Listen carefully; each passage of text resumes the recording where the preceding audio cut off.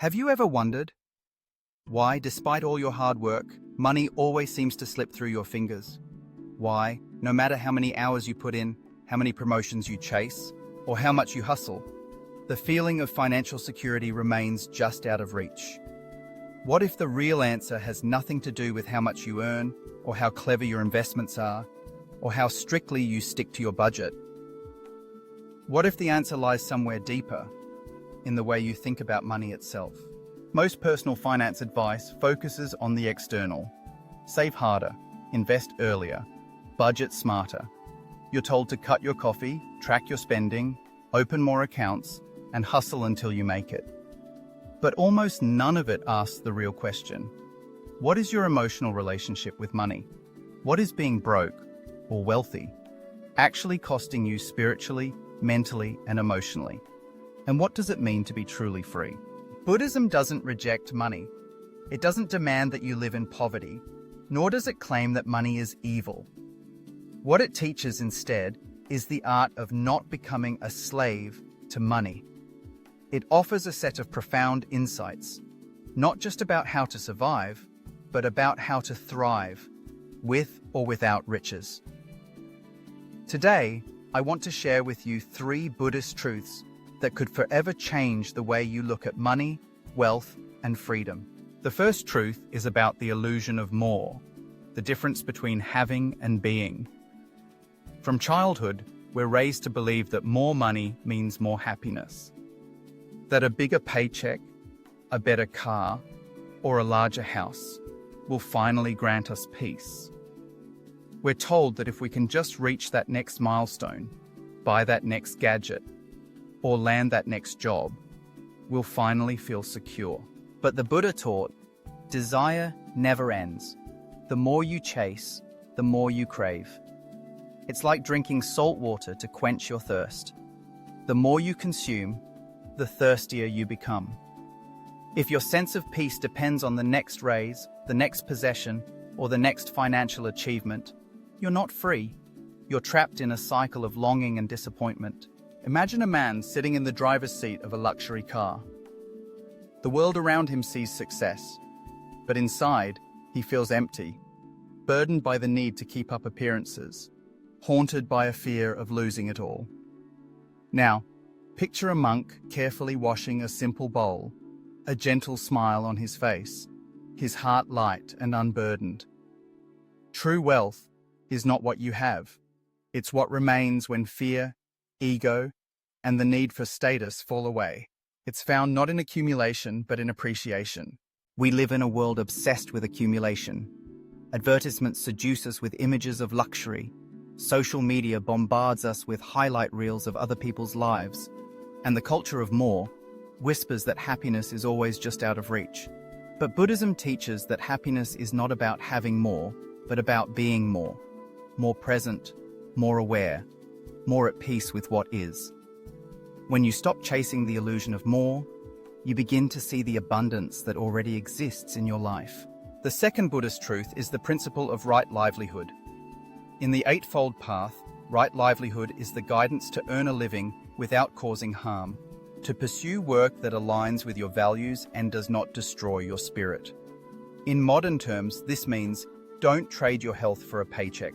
Don't chase profit at the cost of your peace.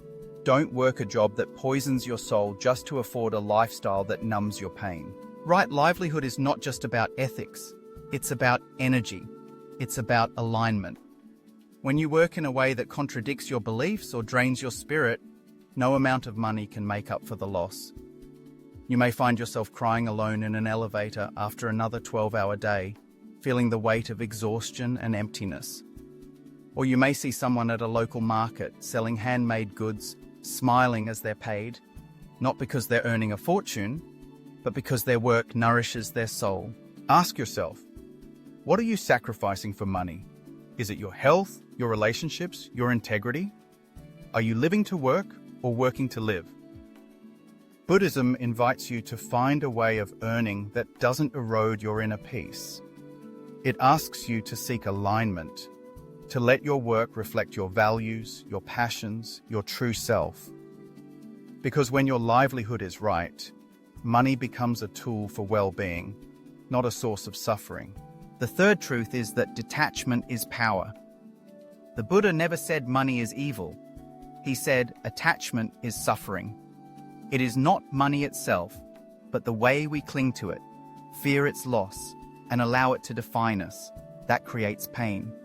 Every time you spend to impress, to distract, or to escape, you don't gain freedom. You lose it. You hand over control of your happiness to something outside yourself. Detachment doesn't mean giving up. It means taking control. It means spending with intention, not compulsion. Earning with purpose, not desperation. It means asking yourself, before every purchase, am I buying this to fill a void or to express gratitude for what I have? Am I using money to numb my pain or to support my well-being? Real peace comes from knowing what's enough. And when you define your enough from a place of clarity and compassion, you stop being poor, even before you get rich. You cease to be at the mercy of every want, every trend, every fear of missing out. Instead, you discover a quiet confidence, a gentle sufficiency that no economic downturn or market crash can take away. Perhaps you felt the relief of cutting up a credit card, of letting go of debt, of saying no to something you thought you needed. In that moment, you weren't giving up anything of real value. You were reclaiming your power.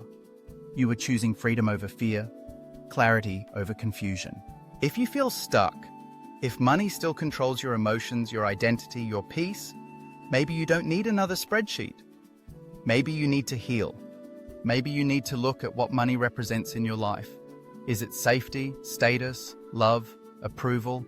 Is it a measure of your worth, a shield against insecurity, a substitute for connection? Money is just a mirror.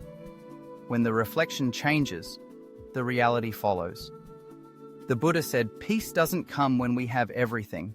It comes when we stop needing everything. When we let go of the endless chase, we make space for genuine contentment to arise. Imagine standing by a window, looking out at the world, breathing deeply. For the first time, you're not anxious about the next bill, the next payment, the next demand. You're at ease, not because your bank account is overflowing, but because your heart is no longer hostage to your fears. That's real wealth. That's real freedom. Wealth without freedom is poverty in disguise. You can have millions and still feel poor if you're shackled by anxiety, comparison, and endless wanting.